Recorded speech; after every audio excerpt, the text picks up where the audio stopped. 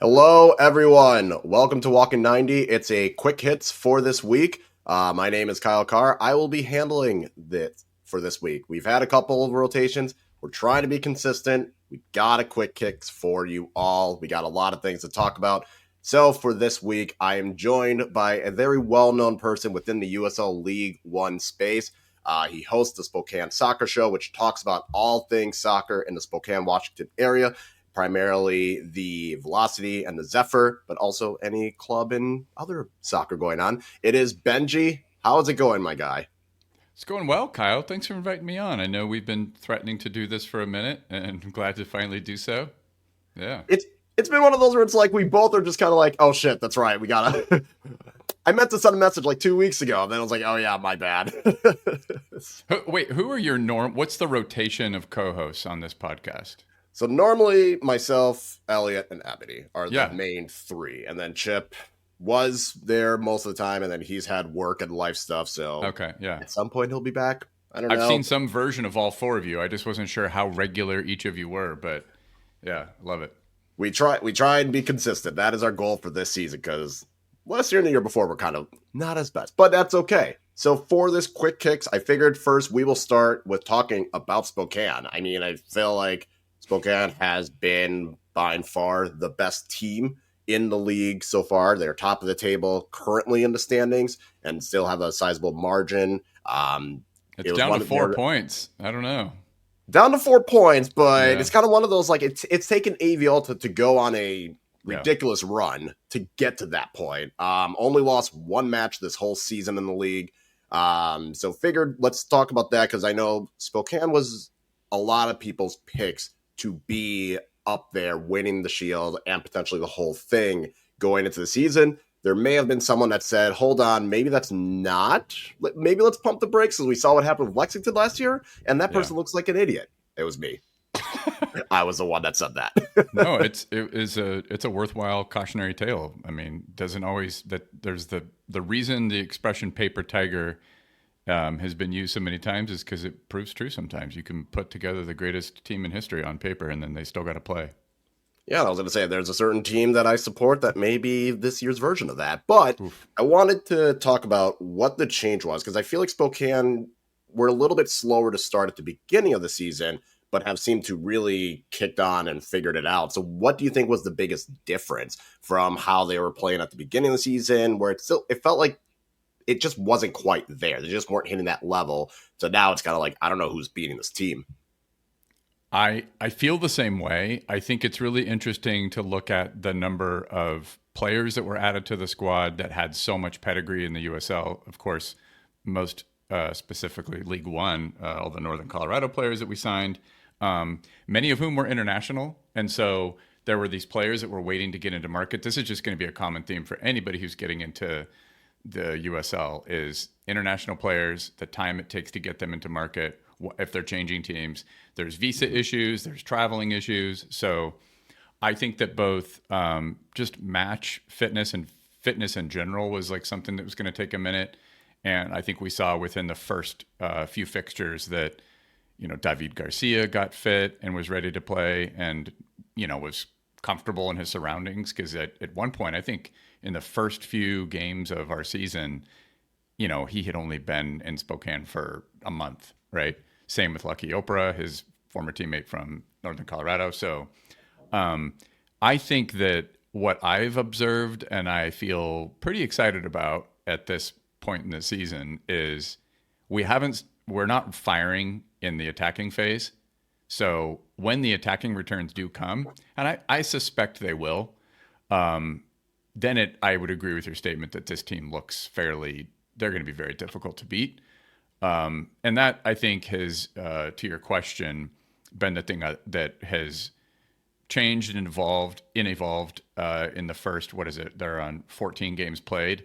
That the defensive solidity that showed glimpses of that last year is only been strengthened by the addition of, I'd say, especially David and as the starting center half on the right. So Carlos Marancio is playing really well, and he's playing comfortably as a shot stopper. I think he's the type of goalkeeper that he's such an outstanding reflexive shot stopper, but I think he needed someone in that center half role who could marshal the defense and work with him to marshal that defense.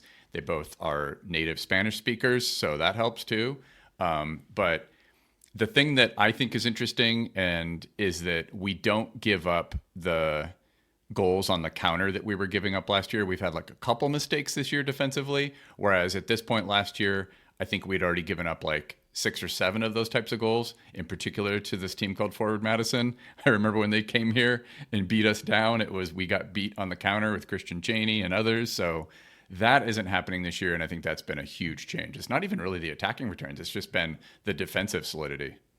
Yeah, and I was kind of surprised with that because it did feel like going into the season, the reason why a lot of people are so high on Spokane was you brought back, Lucio, you had this attacking talent, and then you add Nil Vinyals, and it's like, okay, I don't know who's going to slow this team down in the attack. It just seems like a team that's going to just score, 2, 3, 4 goals just for fun. And then we're kind of seeing the opposite where it's like there's still, matches where they still get the goals that they need to, but really it feels more defensively. They're not going to allow, like you said, those counterattacking goals. I think over the season, I think you're tied with Knoxville for allowing the fewest amount of goals in 9. And they've played 4 fewer games. So yeah. Yeah, so then it's like, that's pretty impressive. And then you have, I think, leading in clean sheets as well. I think Murciano has 6 in the league. So I think that's been really the biggest thing. But I guess with the attack, do you think it's just a matter of because the team's so solid defensively, you haven't needed to like rely on the attack as heavily? Or do you think it's just a matter of players still trying to find that fitness and form? It's a little of both. I think that the embarrassment of riches problem is something that's going to just work itself out over time. I think right now what Coach Lee Wiedemann is trying to do is make sure that he gets into the last, 3 to 4 weeks of this season with as much fitness in this team as possible. So it's like, how do you balance? You want to get your most informed team playing together as much as possible, but you also want to make sure that you go into the playoffs with fitness. We have 2 strikers. Both of them are age, I think it's 32 and 33 respectively. So you got to be really careful there. Nico Brett hasn't found quite the killer form that we would have hoped to see at this point, but there's still time, of course. And, we're still in the Jägermeister Cup, even though that tournament has, again, been our voodoo. It is not going well for us right now in the Jägermeister Cup. But how to get Nil Vinyals in there? I mean, I have talked about this on my podcast. I've talked about it with Coach Lee. He knows. It's like I have these 2 players that play the same role. How can I play both of them in the same game? Maybe that's something he's keeping his cards close to his chest.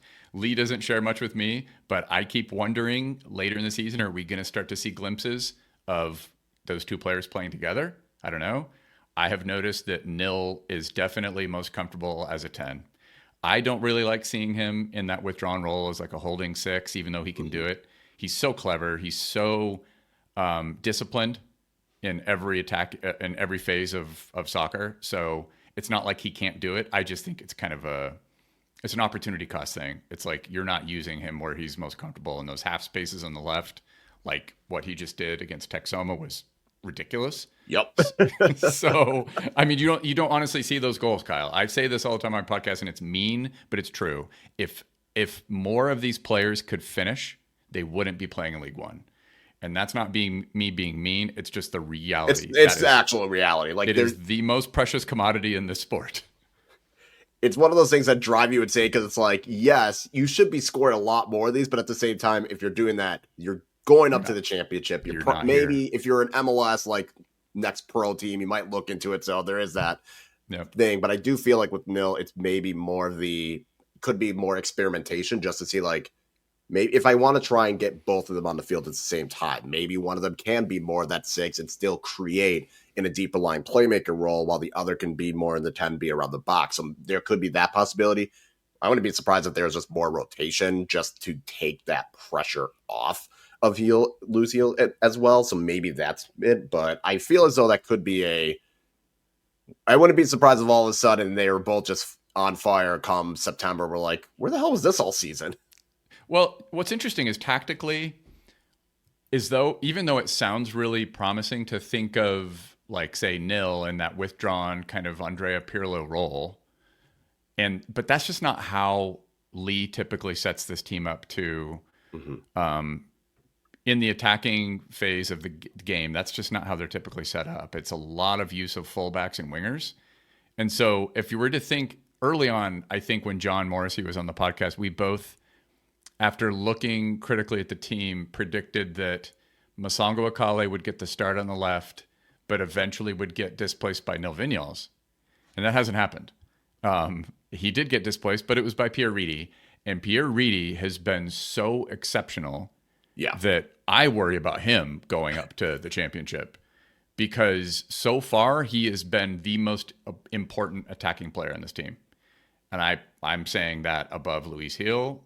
Nil hasn't played enough to even put him in that conversation, but I think Pierre's been probably the most important player in this team, period. So Anwar Playas has finished his chances, the ones you'd expect him to. It's when is he going to finish the ones you don't expect him to, right?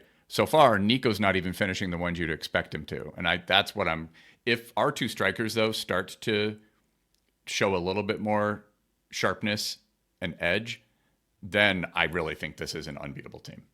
Yeah, and I was going to say, Reedy has been phenomenal. It's kind of one of those where it's like, I don't want to go as far as say like Jonathan Bolaños in that 2022 Richmond season, but it is feeling kind of like that, where it's like, if he has the ball, something's going to happen. They're going to do something with it. And that's kind of where I'm feeling like with him. And I know you mentioned almost like the strikers and getting them fit and firing. Do you think that's something that maybe Spokane is going to look into, maybe adding like reinforcements or adding someone, like bring someone in on loan even, or an attacker that might be out there, that might still somehow be out there in the market? I very much doubt it. I think it's a not very well kept secret that Nico Brett is probably one of our highest profile, best paid, whatever you want to call it, players, right? So there's every indication that Nico's going to get his chances to start firing. And I'd give him, every opportunity to do it because of the pedigree and the history. He's got that quick release. He offers something very different from Anwar Playas. So I'm hoping that this break and some additional fitness and so forth will be a chance to see what we can do in New York, which is next week. Now it's like 6 days away. So, but Pierre Reedy, real quick, I just want to say, what he's doing is just unbelievable. Every time he has the ball, I think he's like a Martian. I don't understand how he maintains his balance, how he can run at the pace that he does.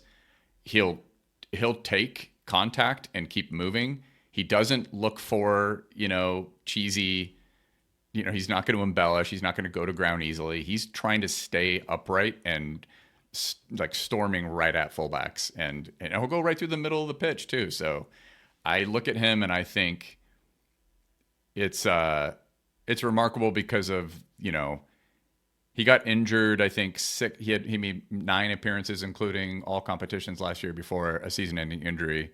And during that time, he was showing glimpses of the same thing that we're seeing now. And it's just been awesome to see him extend that run. Yeah.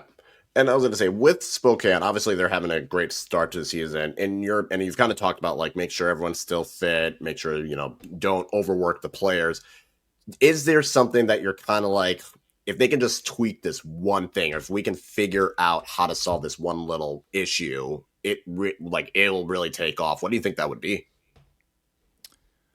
1 second. I'm fixing my camera, so apologies. I'm going to give you something to edit here, and you're going to be like, thanks a lot, dude. My camera has this AI tracking thing that's like super obnoxious. You're good. Stand by, Jesus. Okay. All right, that's turned off now. My God. Ask me your question one more time. Sorry. Yeah, so there's one particular thing that maybe Spokane can work on, slightly tweak, where it's like, maybe it's not like a glaring issue, but it's kind of one of those like, if things were not to go well, it might be because of this thing. What do you think that is? And do you think that's more of just like a player thing? Is it a tactic thing? Or is it just more of a weird coincidence kind of thing? Kind of similar to last year, where it was like the counterattacking goals. Yep.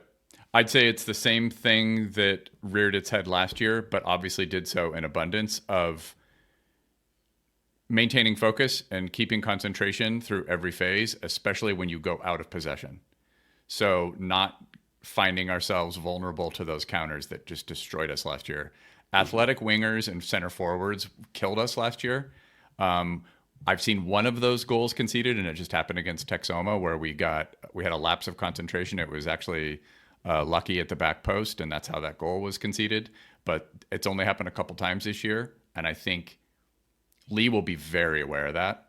So that's when it comes to conceding. But again, as we just talked about, with the most games played, we're tied with a bunch of other teams with 14 played and have conceded the fewest goals. That's tracking in the right direction. Now, on the attacking side, I think, as we were just talking about, getting that finishing, getting that final, aggressive short runs in the box, decisive running, decisive, movement. I think another thing that I hope to see more of is keep it on the ground. I'm not a big fan of lofted crosses to the back post when we don't have a bunch of 6'2" center. We don't have a 6'3" center forward like we did last year. Yeah. Anwar's pretty tall and he's an aerial threat for sure. But if he's not in the game, it's like, who's going to be making those back post runs when you loft the ball? I don't. So I'd rather see us keep it on the ground more, interchange instead of play off one another. Be patient, but be quick in movement. I sometimes think our tempo drives me a little bit crazy in the attacking phase, like recycling possession and just kind of flirting at the edges. I get that. I unfortunately know that way too well. Yeah. Make a defender do something bold. Either they're going to try to make a tackle or you pull them out of space, but you do that through decisive moments in attack. And I think that's something that I hope I see more of. Yeah. And then in terms of the league, do you think there is a team that either is overachieving or there's a team that's underachieving? And what you think is the reason for you believing in that? It's a great question. I haven't paid attention the way that as much this year as I did last when it comes to other teams, admittedly. But I think the togetherness and the fight that you see in AV Alta, that team could overachieve. I mean, I don't think anybody coming into the season, from all the different previews that I read, and I saw, the USL show did their great breakdown with all those great guests that they had. I don't know that anyone saw this coming from AV Alta. So I don't think they were picked to finish in the bottom by a ton of people, the very bottom, but I don't think this was predicted. So the way that they play with so much spirit, that fan base is rabid. They are so into it. And that can carry teams, I would assume that Chattanooga's overachieving, but is that safe to assume? They keep lining up results. I don't know. At some point it kind of goes from they're overachieving to maybe this is just who they are. Yeah. They're the scrappy team that's going to make every match a pain in the ass, and I don't know. Chattanooga's definitely the one where I'm kind of I don't know how long this is going to sustain. Yeah. But also it kind of feels they've played 12 games. So at this point, it's kind of you kind of know what the teams are at the same time. Yeah. Naples has fallen off. One Knox is looking like it's going to be a mixed bag. We'll see. But they have 4 games to play. I mean, if they get results from those 4 games, they could be right back at the top of the table.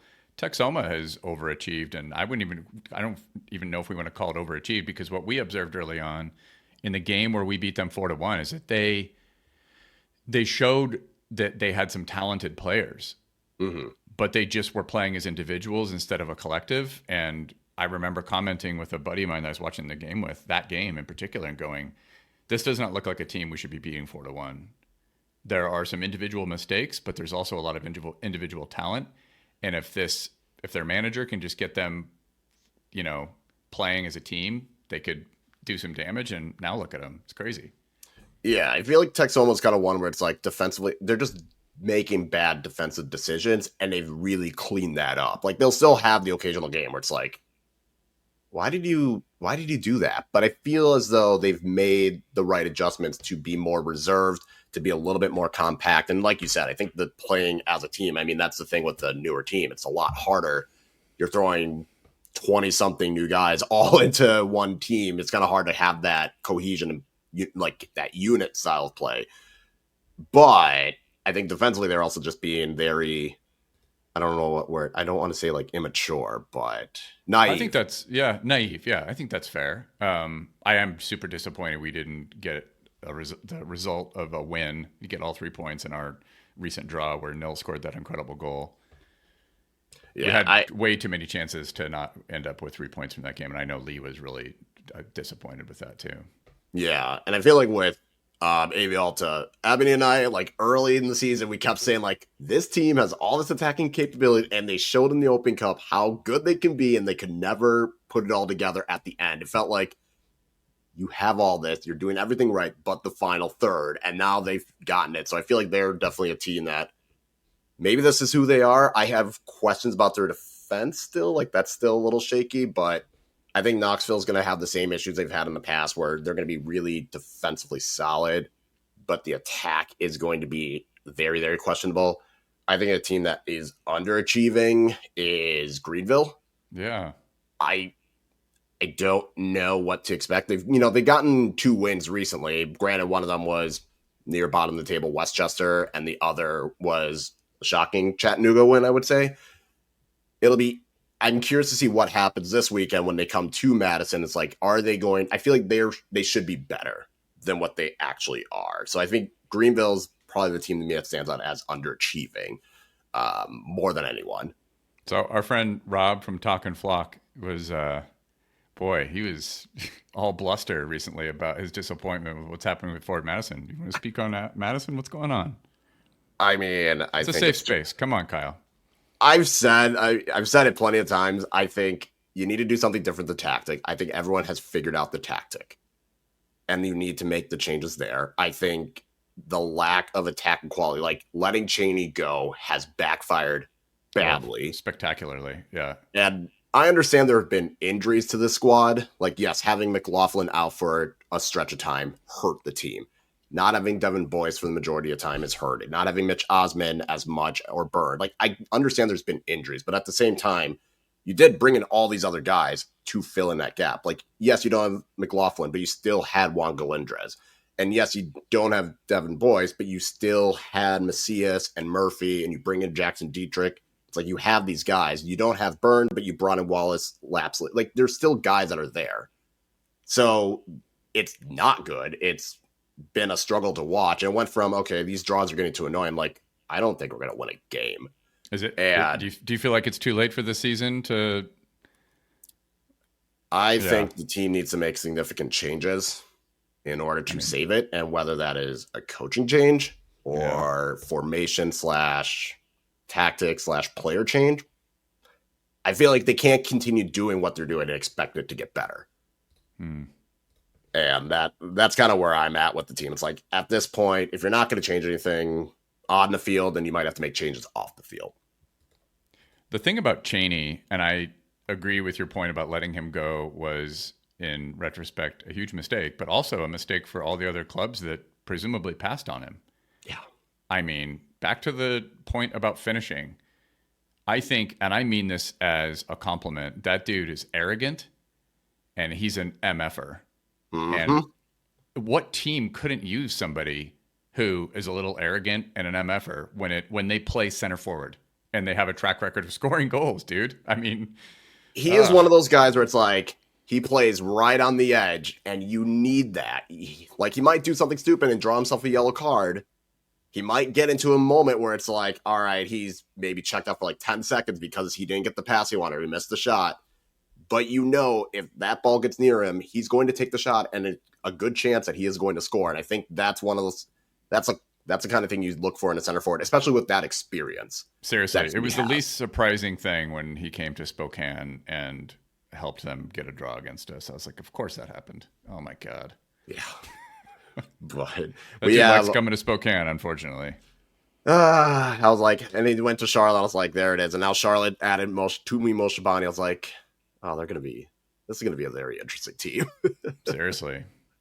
Yeah. But we So did they're get another team that we didn't talk a lot about that I do feel like are constantly underestimated in my yeah. short time following in this league. They're just it's a solid club. They're well coached and they get good players. I think it was one of it was like the preconceived dislike of their owner. So then it's kind of like we don't like Charlotte. Like people don't like Charlotte because of their owner and all the things that he was saying.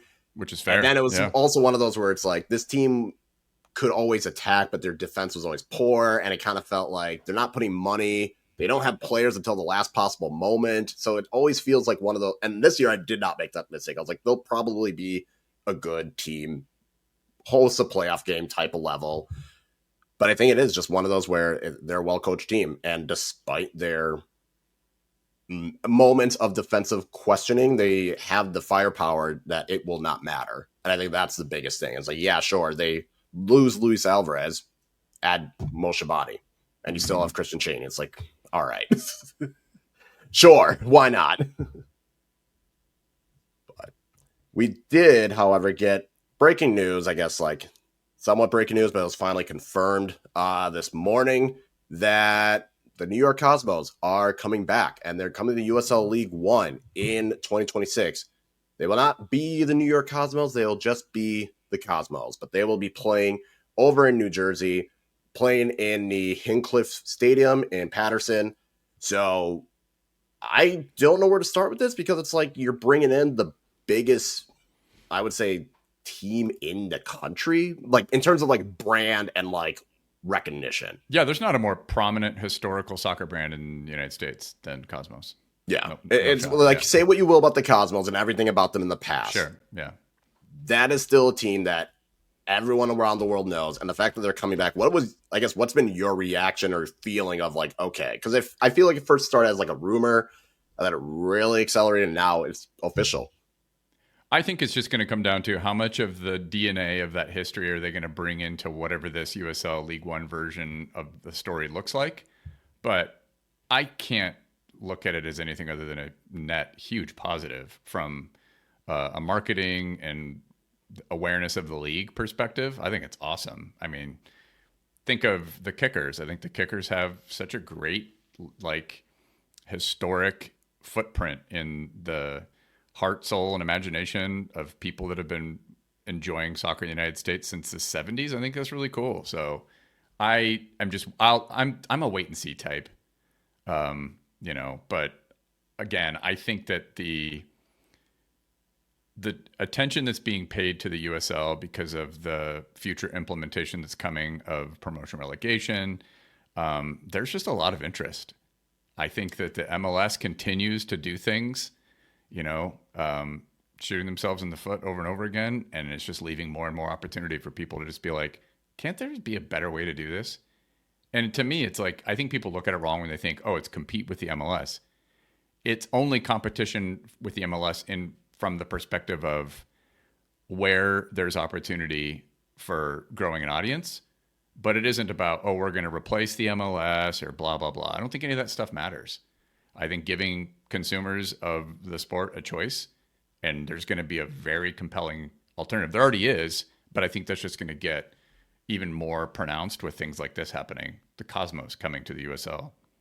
Yeah, and it's also one of those where I feel like the MLS is never going away on its own terms. Never. Like if the Federation or FIFA decide, nope, you got to either do this pro rel with them or you got to, like, I feel like that's the only way.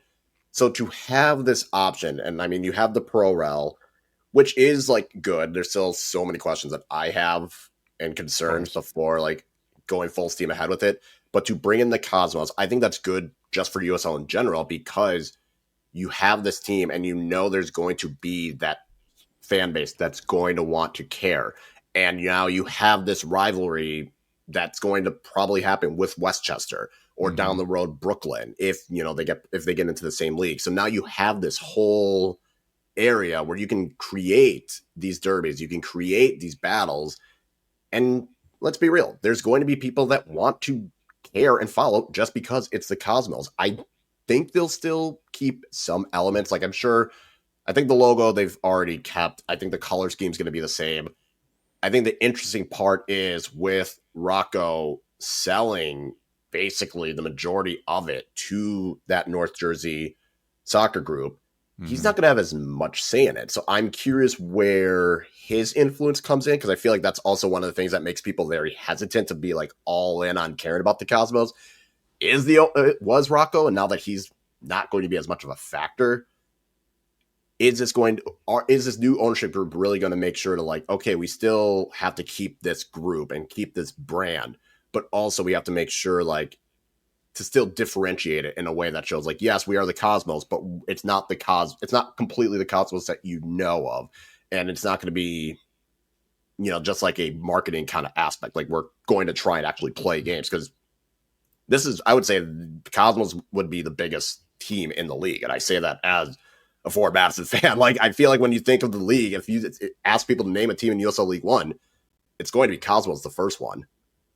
It's going to be competition for audience, though. And I think that's the thing that I'm going to be very curious to see what happens, for instance, with Santa Barbara. Yeah, Santa Barbara doesn't have a professional sports team right now, but I mean, come on, you're a short commute from 1,000 teams playing professional sports. So will people in the Santa Barbara community show up and support that team? I actually suspect they will. But but the same questions come to mind for me with, it's happening with Westchester.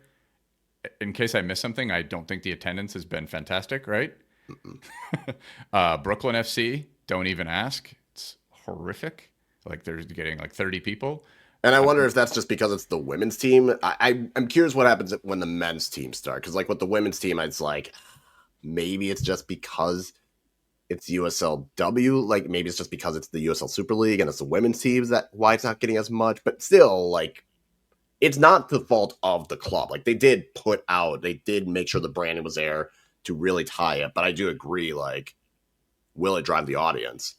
Well, think of all the things you can do in New York City, before you even get to sports. And then you go, well, you also have to compete with all these other sports that are established. But the Cosmos angle, you're right. You would assume that DNA and that history could be carried forward and introduced to a new audience that's hungry for more. I don't know. I'm very curious to see how it's going to play out. I wish there were more. My biggest criticism right now with the USL in general is the lack of West Coast teams. And, obviously that's going to change a bit next year with League One, but, the future for the Super League is still bleak when it comes to West Coast teams. So I hope they fix that and find a way to fix it. Yeah, I've always said need more teams in the West, need more teams in the Midwest. I'm good with teams in the South. We're good. We don't need more. The Florida thing is just comical at this point, Kyle. I mean, it just makes it look ridiculous. It's like we have 17 clubs in one state. Like, okay, we get that you're headquartered there, but and I think that the importance of like casual fans nationwide is going to be, it's the future. That is the biggest opportunity for the USL. And the signal right now is, oh, well, it looks like you kind of need to be in the Southeast to be part of this league. Right. Like Southeast or maybe bad. California and make it work. Maybe. Yeah. But it's so lopsided right now. I think it'll balance out down the road. And I think with Pro Rel as well, that should help out with that, just because, with the championship, there's a lot of teams out west in the championship. There's more teams that are kind of Midwest area as well. So I think down the road, once we get to this Pro Rel, we'll start maybe seeing that balance help out. But at the same time, if we're going to have expansion teams, it's like, basically, if you're in the South, great. If you have the money to do it in the Northeast, sure. Well, there's a snowball effect from this, right? So now, because there's so much concentration in the Southeast, then there's more interest in starting more Southeast clubs, because then you could be like, well, we'll have all these teams that we can play, and we just have to take a bus to get there. Right. It's just like you can take a bus. The opposite is also true. You go, okay, am I going to start up a West Coast team? Oof. Look at we're going to add $150,000 to our travel budget. That's a competitive disadvantage. That's the thing that hurts the teams with the finances. I mean, like a team like Spokane, really I'm sure Lancaster, they spent so much money. Madison's the same way. I know last year Madison spent so much just with travel because, I mean, the closest drive was Omaha, and that's still like 8 hours on the road. And I think that was, I think this is where Boise will help with that, because at least that makes it a shorter trip for you all. I think if NOCO Boise, had Eugene, and I think there's one other team that I'm forgetting. I don't keep up on this stuff as much as I probably I should. used But to, and then I kind of felt like Eugene was one of those like, okay, I guess that's not happening. But every day there's a new rumor, so I'm just kind of like I'm a wait and see person. Lane But right, United, I think yeah, that was exactly. over in Ballard, or yeah, I think that was another one. But I think this is where like if NOCO had any sorts of seriousness, this would have been great for NOCO. Would have been Yeah. like having Boise, NOCO, you all like in that stretch could have balanced things out, but it is what it is at this point. The big remix with the addition of this Premier League, one that sanctioning, and I do think it's going to happen. I feel confident from the things that I've learned that it's going to be granted. That is the opportunity for the great remix, because there's a bunch of assumptions that they're just going to populate that Premier Division with only championship teams. Mm-hmm. I don't think that's true. I think there's going to be the potential for at least a few, we'll see, new clubs that are started from scratch. So I would not be surprised if that happens. Well, I feel like there's still that like giant group of teams that were supposed to go to the championship that just hasn't happened yet. I'm thinking like Milwaukee supposedly are coming next year, but we don't know. Like Milwaukee's supposed to be one. Jacksonville's supposed to be coming. Buffalo. Like you have these markets, like I think Des Moines, Iowa. Like you have a lot of teams that are kind of like in this, yeah, we're coming. We swear. And now it's kind of like, I don't know if they will. And that's not including a team like OKC Energy coming back. So I feel like the top level will probably be a mixture of those championship teams. And depending, there might be a League One team. There might be, a team that's not even in USL as of right now. That might decide we'll jump over and try and make it happen. So I do think it's going to be good. I just wonder how many of those teams that were slated to come into championship are actually going to come over, or if they're just going to wait until they figure out this Premier League division D1 status first before making that final decision. Yeah. I don't know, but that is our quick kicks. So Benji, thank you very much for coming on. Where can people find you on social media and also your podcast? Sadly, Instagram is probably the main place to get all the announcements about the show, or YouTube, I think, would be great as well. Just Spokane Soccer Show. Pretty easy to find. All right, perfect. And then appreciate you coming on. This has been Kyle. This has been Walking 90 at Quick Kicks. Make sure to follow us on Blue Sky, Instagram, and YouTube. Make sure to subscribe on YouTube so that we can all get tattoos when we're in Madison for the Henny Derby. But for Kyle, for Benji, have a good day, everyone.